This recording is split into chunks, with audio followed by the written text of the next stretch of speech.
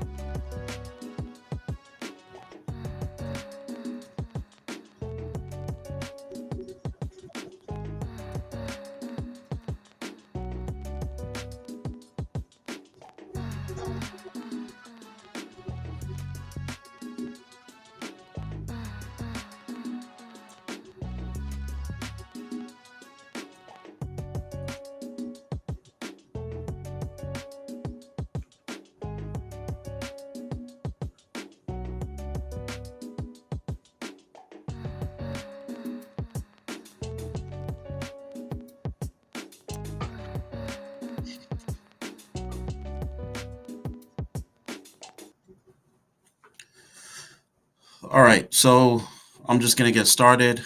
I'm probably gonna go till maybe about 6:30 or so.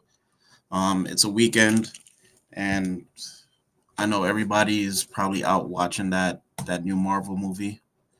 So the reason I do the live on the weekends is because during Monday through Thursday, I'm like extremely busy. So after my day is done during the weekday, doing a live is like the last thing I want to do. So let's get into it. So like I said last week, we're gonna see more data breaches. We're gonna see more data being uploaded for the New York Bar Association. Again, it's 1.8 terabyte of data. You can't upload that all at once. The hacker group that breached the network and got in basically walked away with a handful of gold, and it was just sitting there on the network, unencrypted, unsecure, just basically available for somebody to come in and take it. So let's talk about the ransomware that the New York Bar Association got hit with. I'm gonna go into a little detail about it, not too much, but just a little details. Basically, the ransomware is called CLOP, CLOP. Um, it's interesting to kind of find out like what is the the naming convention behind these ransomware. Like, what is the thought process when you create a new ransomware? But it's called CLOP, and it was designed specifically for law firms, financial institutions, and insurance agencies. So I'm going to share my screen.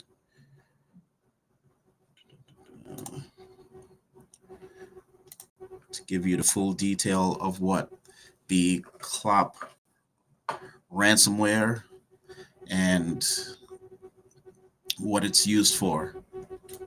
So let's see.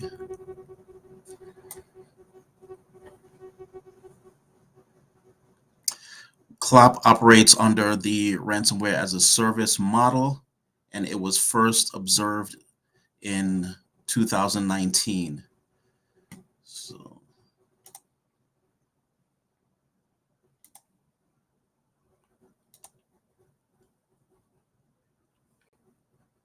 So again, we're talking about a ransomware that was created first observed during the pandemic, the starting of the pandemic. And it was specifically created for law firms, financial institutions, and insurance agencies, like big, heavy, high earning industries.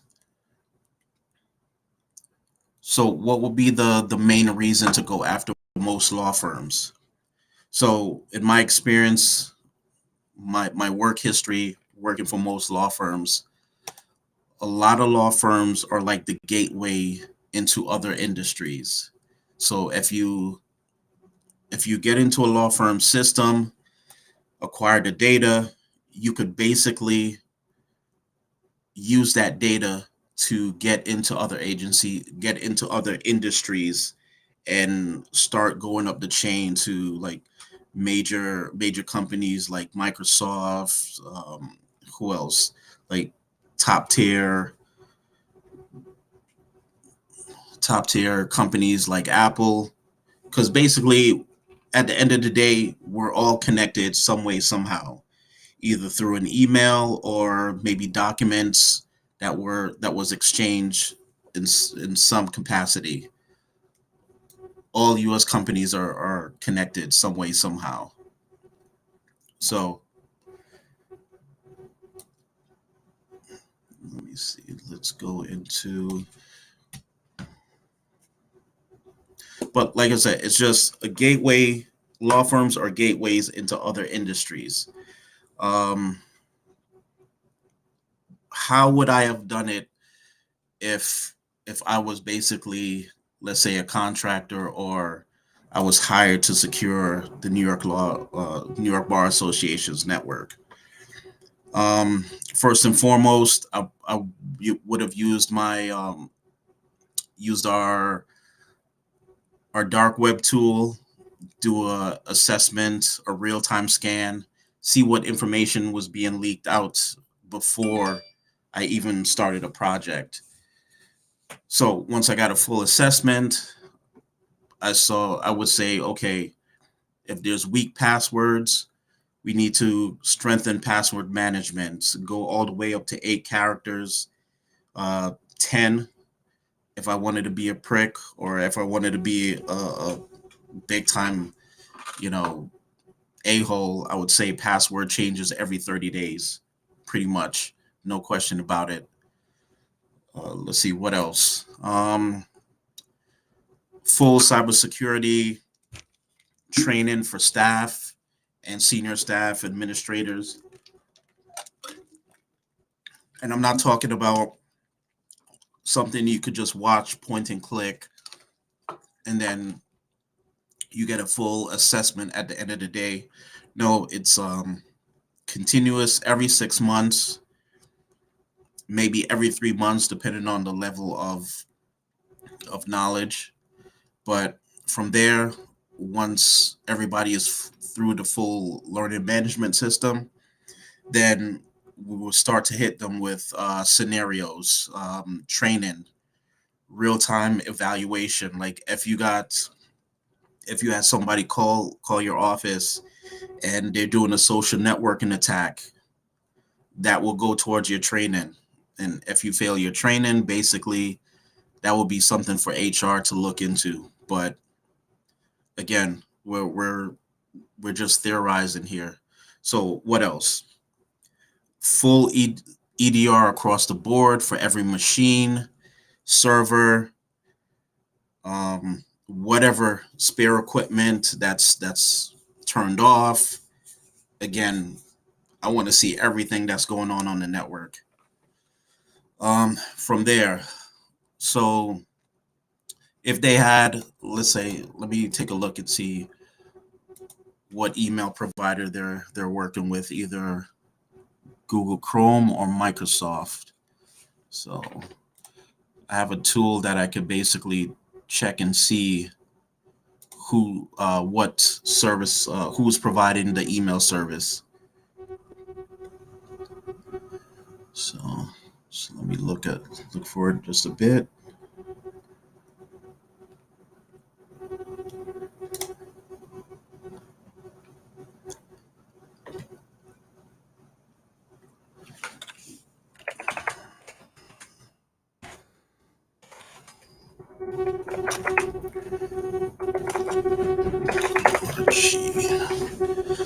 So, okay.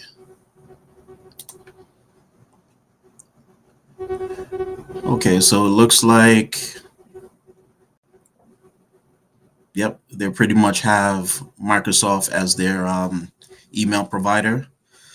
They have Barracuda on their networks. Let's see. So mind you, this tool is looking at, again, another tool that I have access to, that's looking at their hosting records.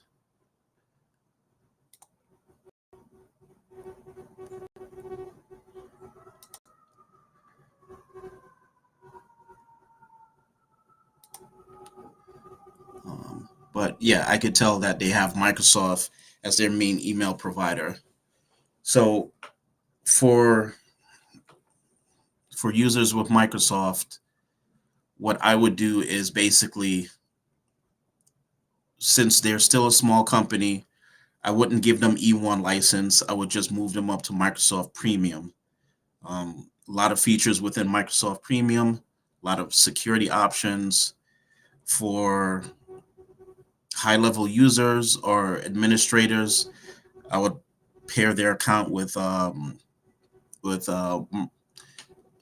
endpoint not endpoint, but what is it? Microsoft Endpoint.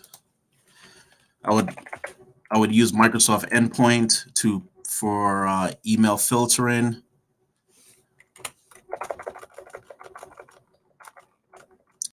URL filtering, I mean, and so Microsoft Endpoint Manager is what I would use for all users. So for lower level users, it'll probably be Endpoint P1. For higher users, I'll probably go up to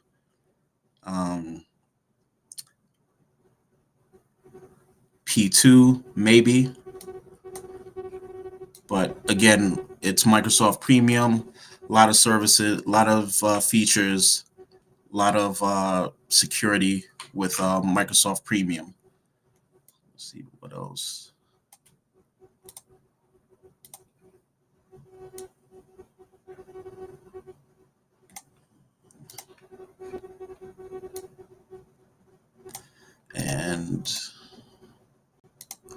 But yeah, that's what I would do just to start. Enforce two-factor authentication. Basically, instead of the standard, I would switch it to enforce, so everybody has a dual layer of protection. Let's see what else. I would turn on information protection. That's now called within the Microsoft Premium. It's called Preview or Purview, I believe is the proper name now. So again, that basic layer encrypts documents. Or even before I do that, I would basically have documentation, have all documents, sensitive documents in a document management system like NetDocs, which we're a partner of NetDocs now. All sensitive documents like that in one central location. NetDocs has good security.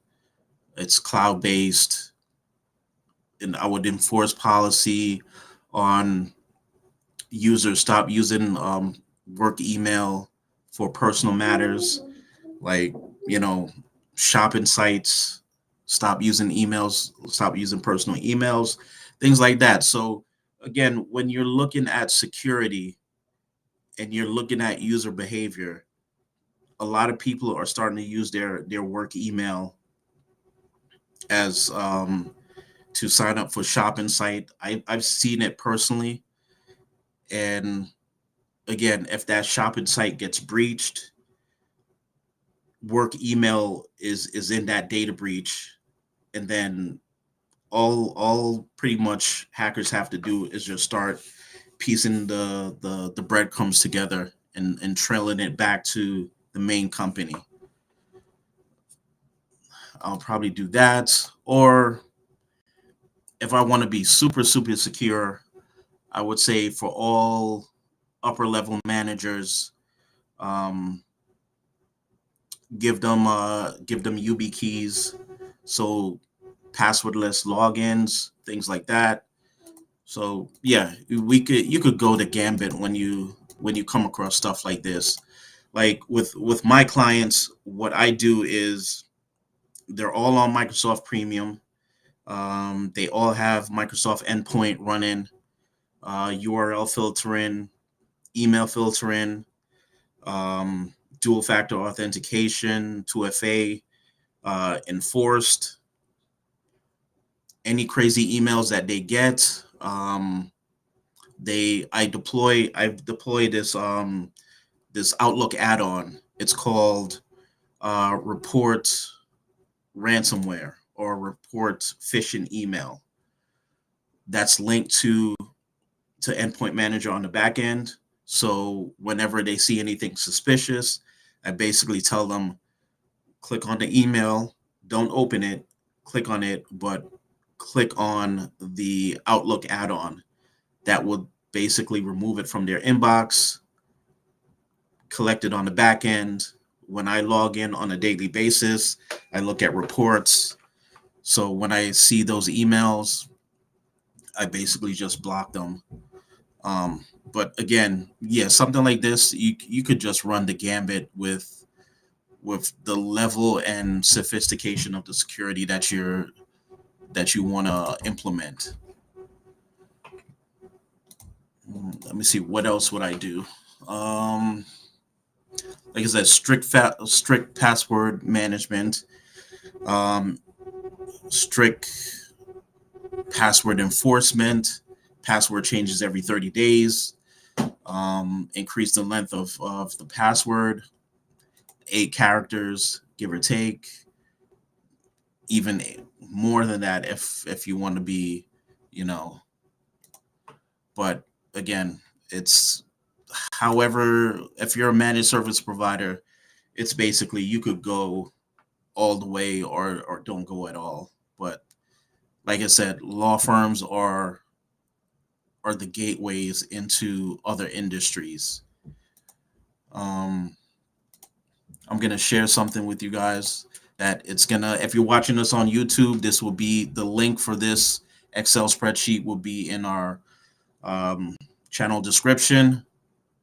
Basically, it's gonna be active for a few months. We're gonna update this list as we go along as new breaches get detected. But as of right now, according to the list, and if I filter it towards only U.S. companies,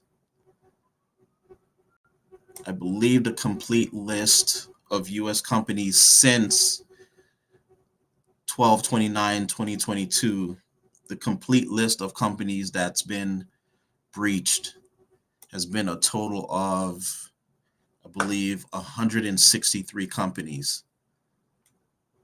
And again, we're still in the first quarter of the new year, and there's been 163 companies reported breaches. Or again, unreported, but again, their data is on the dark web. And it's actually 163 companies in the US so far. So if I clear country and factor in for all known reported countries, again, I think the total has to be at least 300 companies going all the way back towards November of 2022. So let's talk about November of last year, because I saw from my end an uptick of a lot of phishing emails, a lot of spam emails. I saw stuff like invoices due, but the invoice had an embedded ransomware in it. I saw an uptick across all my clients' emails of just, hey, just a reminder, invoices due, or hey, I never got that payment you sent. So yeah, I saw massive amount of upticks starting around. It had to be basically maybe middle November all the way into the week before Christmas. So it was just massive amount of emails coming in to my client's email, just talking about invoices, things like that, and talk about breaches. Yeah, so one of my client did get breached, but that breach was stopped within 15 minutes of it being detected by me. And but going back to what I was saying, law firms are the gateways into other industries. So to give you some story, give you some information. So one of my clients was dealing with another law firm. I guess the associate or whoever got his email compromised.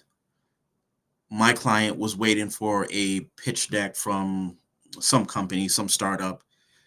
So the lawyer that got his email compromised, the hacker saw the pitch deck, embedded a phishing link within the pitch deck, sent it to my client, which is what my client was expecting at the time. He clicked on the link within the pitch deck. It took him to a phishing site, and it's known in this industry that hackers are starting to get past two-factor authentication. It's not a widespread phenomenon right now, but yes, hackers are getting past two-factor authentication. So this hacker got past two-factor authentication. I got an alert on my end that my client logged in from an unknown country. As soon as I got that, I called my client and said, "Hey, where are you right now? Are you in the US?" He said, "Yeah, I'm back home. I just came back from New York." So I told him the situation. He said, "Yeah, I clicked on a link. I clicked on a document. I clicked on a link within a document that I was expecting. It prompted me for something, but again, I can't fault him because he was waiting for that document. But the situation is the hacker got past two-factor authentication, got into his tenant with his account, created another account called support. So when I log in, so before I before I even finish the sentence, so whenever I create my tenant's account, I don't create an account called admin because I know stuff like this will happen. I create an account that looks like just another user's name. You don't know what it is. You won't you won't see this account as being an admin account until you know you kind of do a deep dive into it and look at all the accounts that are there. But so when I logged into the tenant, I saw this new account being created. It was basically 15 minutes into being created. What I did is just I blocked the login. After I blocked the login, I went into Azure because all my clients have Microsoft Premium. So Azure P1 is free with Microsoft Premium. So I log into Azure, I look at my logs, and I saw my client's email being linked to an unknown IP out of the country. So automatically, once I saw that, I just restarted his password, reset his password. I had my client on the phone. And then at that point, I had two-factor on everybody's account, but from there, I basically switched it to enforce two-factor authentication. It becomes a little stronger. It requires not just one method of authentication. It requires three. So that was the process. That's what I did. Um, and then from there, maintain a careful eye over the tenant, watch the logs every day, verified every account, and then change the password on every account. Um, change the two-factor authentication from standard to enforce. So everybody had to go through providing multiple um, factors of authentication. So, but it does happen. I tell my clients like nothing is 100%. Things do happen, but what the main goal is to prevent it from happening. And if it does happen, um, just be on top of it. So this Excel spreadsheet I'm going to share, it does have an MSP that had his client breached. The MSP, I'm going to go to his website because they're quote unquote a security specialist. But at the end of the day, when you got your clients breached, I think that's just something that needs to be looked at.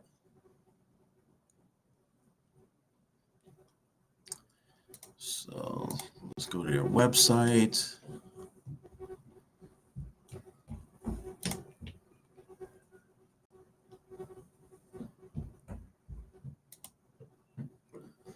Let me see. I believe there was another MSP also.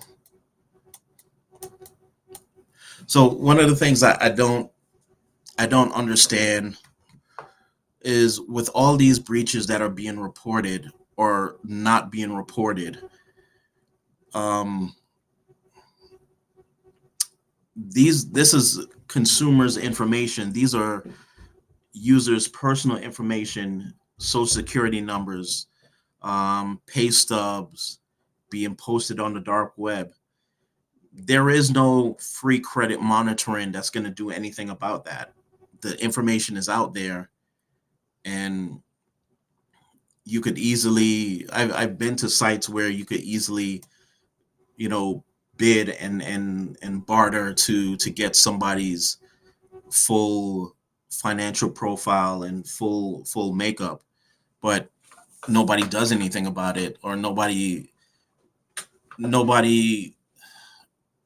gets in an uproar because things like this that we do for security data breaches, nobody really cares about that. Mostly people care about is, Marvel movies and the next Marvel movie, or, this celebrity is sleeping with this celebrity or whatever, and important stuff like this gets overlooked.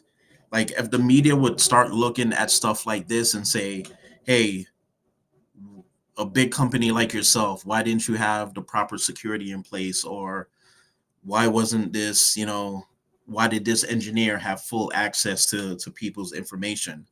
And that goes to another thing, like Capital One, they had a data breach, and come to find out, I believe it was an engineer who was able to get access to people's credit card application. So with the credit card applications, you have social security numbers, you have income, you have whatever else is on the application. So why was the engineer able to get access to that? And that goes back to another thing. What I always say on my LinkedIn page: know who has access to your data. Like accounting people should only have access to accounting information. Depend on who's the higher level in who's the highest person in the accounting department, manager. He should have access to only sensitive information, while everybody else has access to just, either read only type of information. Yeah, it's just you have to understand who has access to the data, and an engineer shouldn't have that level of access to where they could go in and look at people's credit card information. It just doesn't make sense. And then the story only trended because I think two major news outlet picked it up, and Capital One offered free credit card monitoring. Your information's out there on the dark web. What is free credit card monitoring going to do for that? Nothing.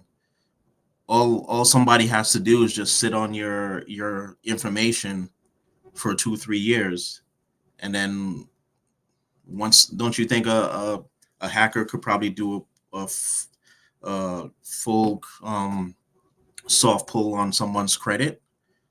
It's called a soft pull for a reason. So, but that's not stuff like this that we do. Is not trending. It's not entertaining. But so let me share this Excel spreadsheet with it. Yeah, for those of you who are watching on YouTube or is gonna watch it, this will be in our channel description. Ransomware news. You'll be able to view it because we're gonna constantly update it as we come across more data breaches. But right now, within the United States, since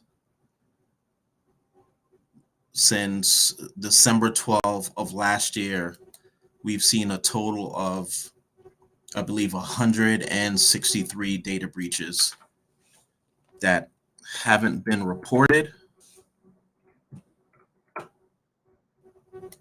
and that sensitive data is out there. Employee data is out there on the dark web. So let me share this.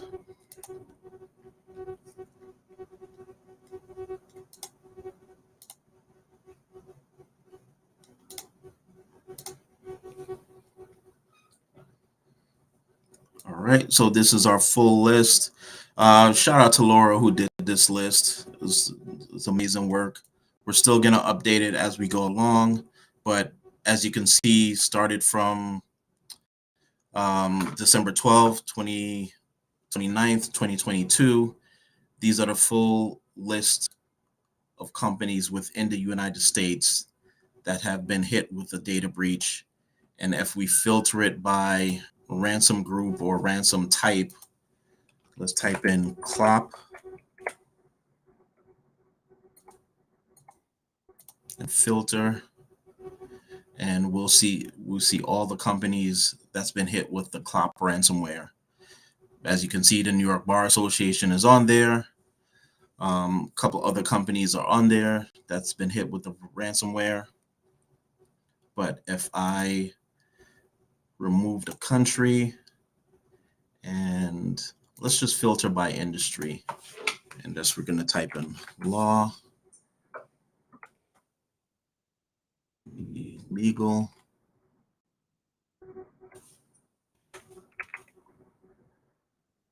okay, legal, nonprofit, legal service. Okay, but from my research and investigation, this CLOP ransomware was specifically designed for law firms and industries like that. So IT service. I don't think this company is an MSP, but they got hit with the CLOP ransomware. Another information technology company. Yep, same company.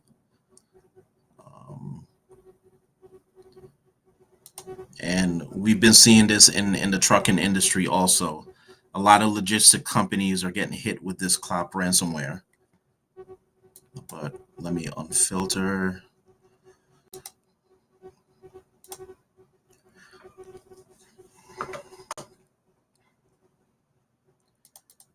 And I'm going to just filter back to the United States.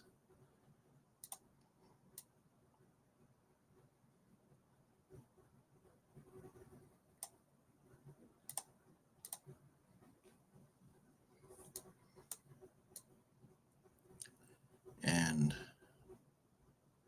we're going to scroll all the way down. So this is 2/17/2023. So we last updated it last night. And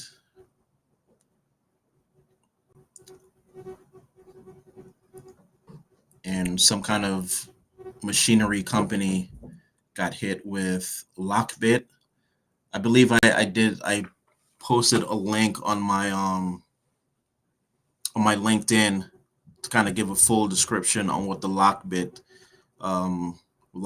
3 ransomware was. So, and for those of you that's on the West Coast, whoever gets to see this, there is a company, a big company that's out on the West Coast, transportation. And let me see if I could find them. And it hasn't been reported that they got a data breach.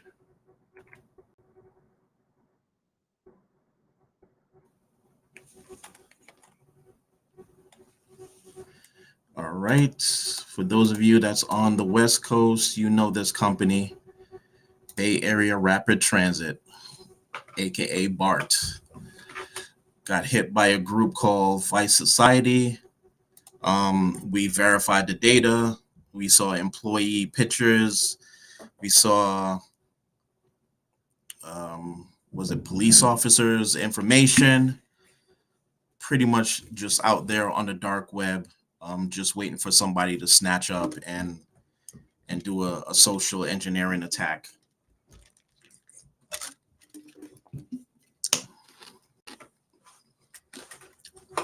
And has Bay Area Transit reported this data breach?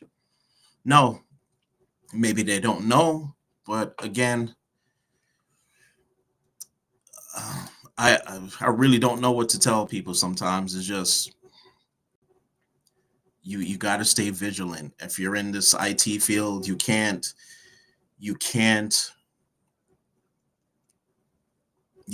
sloppy. You can't get to a certain level within your career and then start getting lazy, because I've seen it time and time again. People get to the level of manager or probably senior engineer, and they just get sloppy. They get lazy. They rely on a lot of tools, but you can't. You're in a field that's definitely always growing, always changing, and you can't be that guy that gets sloppy and lazy, because stuff like this, you get hit with a ransomware, your company gets hit, their data gets stolen and posted on the dark web, that's basically an egg on your face. Like, depending on the company, I think the proper procedure is, like, I've seen it to where if a company gets their data breached, it's automatic termination, because one, you got to distance yourself from that person. But yeah, it is what it is. So let's look at this MSP that got his client information breached.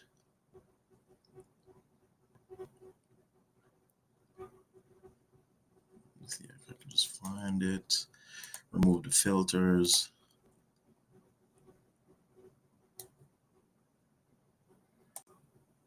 Okay, US, Canada. So ransom watch. Let's click on ransom watch just to verify.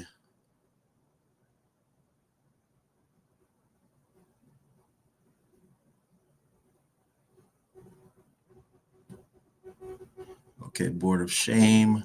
This is the Onion site.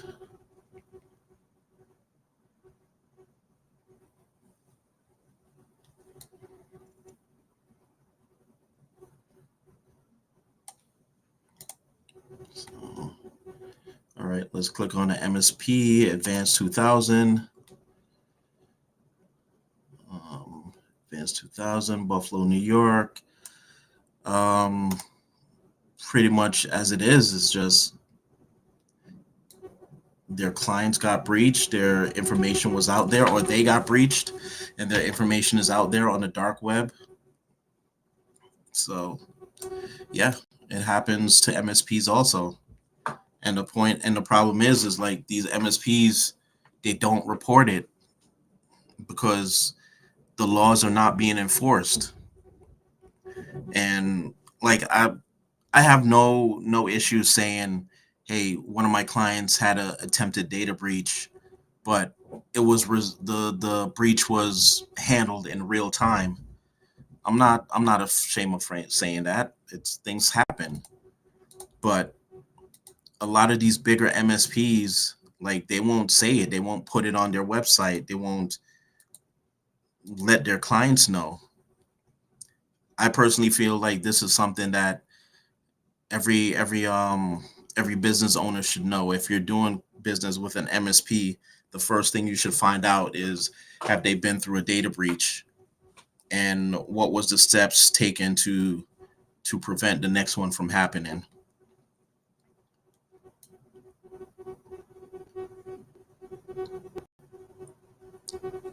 So the list will be up here for all to see. We'll update it as we periodically as we go along. It's probably going to get bigger. Like I said, we're only into I believe we're still in the first quarter of the year. Um, a lot of companies haven't done their taxes yet, so there's probably going to be another spike in ransomware soon after companies do their taxes. But this list was um, took some time, but the information is there for all to see. We're going to update it as we go along. I just don't have any sympathy for like any of these MSPs out here.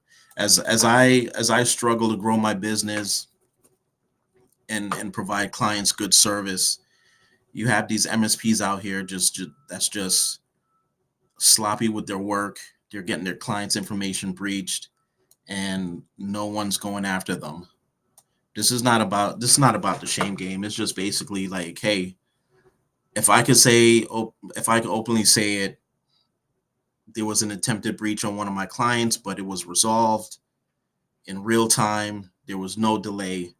I'm proud of that. So, but again, you have these other MSPs, bigger companies, bigger financial back end, and they won't even admit that they got their clients' data stolen or whatever. I believe there was another company too that I came across, but I couldn't remember the proper name of the company. So as we go down the list, SUNY Polytech, SUNY Polytechnic Institute, we looked at the data, got hit with Lockbit 3, student information, passports, report cards, not report cards, social security cards, passports, and financial information about the school is on the dark web, just waiting for everybody to take a look at. There was another school,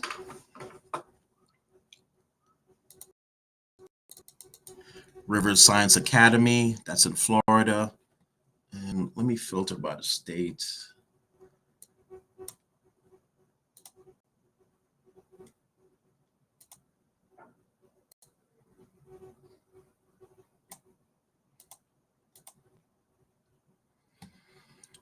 All right. Yep. Mount St. Mary College. Let's see. SUNY Poly.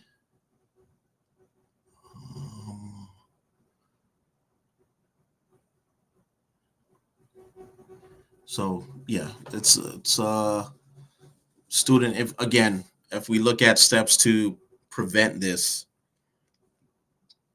EDR solution straight across the board on all machines.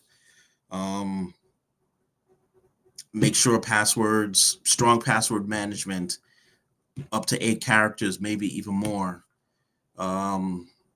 Staff password policies being changed. Forced password policy change every 30 days. For depending on the individual, passwordless login, YubiKey.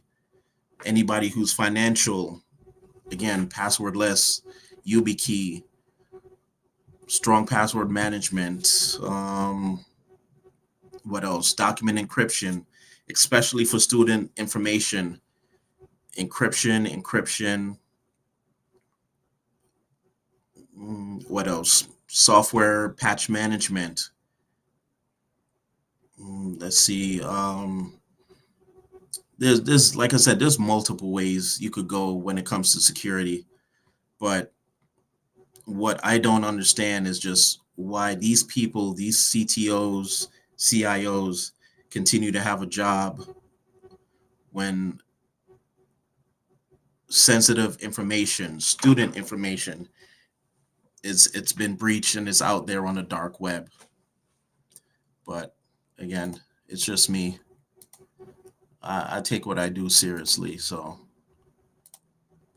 if that's a flaw, then that's a flaw I'll live with. So I don't know. It's coming up on 6:18 p.m. Like I said, I'm not gonna stay here this long. Everybody's probably watching the latest Marvel movie or something. But again, if somebody wants to type something in, I'll answer some questions. But if not, I think I'm gonna call it for this live. Again, this information is on our YouTube channel. The link is there. It's available for everybody to view. And yep, that's what it is. So let's see who's watching. All right, no questions. So I'm gonna do another live next week. So I'm probably gonna do it a little bit earlier. We're just kind of figuring out how to properly do these lives, how to time this stuff. But yeah, I'm gonna do another live next week. I'm gonna probably continue to talk about this a little bit more, and then move into another subject on what is an EDR solution and what is it used for. I'll talk about the different acronyms within the intrusion detection response, because I believe you have 4 types. You have IDR, XDR, EDR, and MDR. So I'll go into the different definitions of the acronyms, what they mean, and what they're used for. But this information's on our YouTube channel. I'm gonna be launching a merch store for those who has been following us since last year. I'm gonna. It's supposed to be done. The merch store was supposed to be done this Friday, but I pushed it back to next Friday. I'm gonna give a discount code to maybe like the first 100 that buys something from the merch store, or first 10, whatever. But I'm gonna call it. And so again, 1.8 terabyte of data was stolen from the New York Bar Association. Employee information, social security numbers, vaccine cards, email, recorded phone calls. 1.8 terabyte of data is on the dark web, and the Bar Association has still not said anything on their website. Again, at this stage in the game, at this stage in the month, February 17th, 2023, when the breach happened around December 2022. Again, there's no active investigation that's going to explain anything like this. The hacker was in the system for months to be able to collect 1.8 terabyte of data. Again, we're talking months. So he must have been in there probably before November, just sitting there, just collecting data. And basically, nobody said anything. Nobody's in an uproar. Again, it's just, I don't understand. Like, when it comes to stuff like this, you should be in some kind of crazy rage, because your information, your social security number, your private information that no one should have access to is out there on the dark web for everybody to see. But again, this stuff is not trending, so this is not a trending topic. Like, trending topics would be like what celebrity is sleeping with what celebrity, or whatever, passport bro, high value man. I don't care shit about that. Like, I'm in tech for a reason, because I love it. But stuff like this is just, people's just got to start waking up. If I was a threat actor, or whatever they want to call it, do you know what I could actually do with somebody's social security number, somebody's data? I don't even have to do anything malicious. All I have to do is just sit on it for a couple months, start building a profile on a person, find out, what this person's all about, start collecting that data behind the scenes, building a full profile. And then when I'm done with building a profile on that person, I'll say, okay, let's see who else is connected to this person. And then start doing the same thing over and over again until I have a full workup of the group of people that you hang out with. And if I choose to, I could just start social engineering anyone within your group, and you wouldn't even know it. So, but again, like I always say, stuff like this is not trending. This is what I protect my clients from. And this is what it is. But again, I'm going to call it. The live has been, I'll be back again next week and talk about a different subject, but I'll still be collecting the 1.8 terabyte of data that's out there on the New York Bar Association, because I'm going to do a final reveal on this, but I'm just collecting all the 1.8 terabyte data. So again, for those who are following, the link will be on our YouTube channel for you to view. The Excel spreadsheet will be on our YouTube channel for you to view. We're going to constantly update it, add more companies to it as more breaches are reported. And then once it's verified, we're going to post it up there on the Excel spreadsheet. If you are a small, medium-sized business, you're looking for consultation or links, my link and my contact information is in the YouTube description. Just book a consultation. We'll talk about whatever project you got going or what you need done. Merch store is coming. I put the link to the merch store in the description. It should be launched by next week, by the next live. I'll probably do a promo code. The first 100 or the first 10 person to order something, you'll get a discount on your first purchase.